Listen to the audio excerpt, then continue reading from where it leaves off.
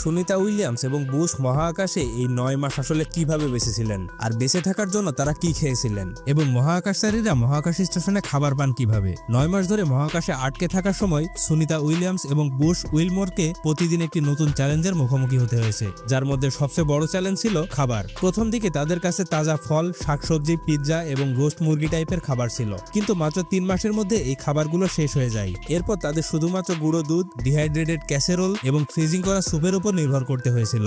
মহাকাশ স্টেশনে খাবারের কোনো অভাব ছিল না, কিন্তু তাজা খাবারের বিকল্প শেষ হওয়ার পরে ডিহাইড্রেটেড এবং প্রক্রিয়াজাত খাবারই প্রধান সহায়ক হয়ে ওঠে। আইএসএস এর উন্নত ফিল্টার ব্যবস্থা মহাকাশচারীদের প্রস্রাব এবং ঘাম রিসাইকেল করে পান করার উপযোগী করে তোলে, যাতে এক ফোঁটাও পানি নষ্ট না হয়। এই ৯ মাসে সুনিতা এবং বুশ ৯০০ ঘন্টা ধরে বৈজ্ঞানিক পরীক্ষা নিরীক্ষার কাজ করেছিলেন, যার মধ্যে ১৫০টিরও বেশি রিসার্চ টেস্ট অন্তর্ভুক্ত ছিল। এখন তারা নিরাপদে পৃথিবীতে এসেছেন, কিন্তু মহাকাশে এত দীর্ঘ সময় বেঁচে থাকার অভিজ্ঞতা মহাকাশ অভিযানের একটি গুরুত্বপূর্ণ শিক্ষা হয়ে উঠেছে।